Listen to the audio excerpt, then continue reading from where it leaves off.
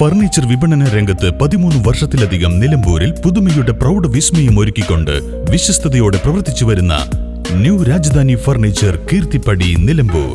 നിങ്ങളുടെ സ്ഥലത്തിന് അനുയോജ്യമായ വാഹനങ്ങൾ ഉപയോഗിച്ച് സുലഭമായ ജലലഭ്യത ഉറപ്പാക്കുന്നു. ഗവൺമെന്റ് അംഗീകൃത ബോർവെൽ ഏജൻസിയായ മദീന ബോർവെൽസ്, പാണ്ടിക്കാട്, പെരിന്തൽമണ്ണ, കൊപ്പം.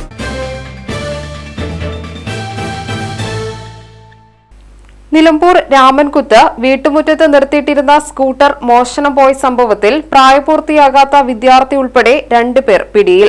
കൂറ്റമ്പാറ നരിപ്പോയിൽ സ്വദേശി കളത്തറയിൽ വൈശാഖിനെ നിലമ്പൂർ പോലീസ് ഇൻസ്പെക്ടർ സുനിൽ പുളിക്കലിന്റെ നേതൃത്വത്തിൽ അറസ്റ്റ് ചെയ്തു. ജനുവരി 10 രാത്രിയാണ് കേസിനാസ്പദമായ സംഭവം നടന്നത്. നിലമ്പൂർ പാട്ടുത്സവം കഴിഞ്ഞ് നടന്നു പോവുകയായിരുന്ന വൈശാഖും പ്രായപൂർത്തിയാകാത്ത സുഹൃത്തും ചേർന്ന് രാമൻകുത്ത് ഗ്രീൻവാരിയിൽ തടത്തിൽ നൌഷാദിന്റെ വീട്ടുമുറ്റത്ത് നിർത്തിയിട്ട സ്കൂട്ടർ മോഷ്ടിച്ച് കൊണ്ടുപോവുകയായിരുന്നു.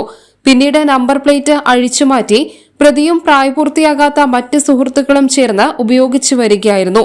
സിസിടിവി ദൃശ്യങ്ങൾ പരിശോധിച്ച് പോലീസ് അന്വേഷിക്കുന്നുണ്ടെന്ന് മനസ്സിലായപ്പോൾ പ്രതി വിജനമായ സ്ഥലത്ത് സ്കൂട്ടർ ഉപേക്ഷിക്കുകയായിരുന്നു. ഉപേക്ഷിച്ച നമ്പർ പ്ലേറ്റുകൾ തെളിവെടുപ്പിൽ കണ്ടെടുത്തു. പ്രതിയെ നിലമ്പൂർ കോടതിയിൽ ഹാജരാക്കി.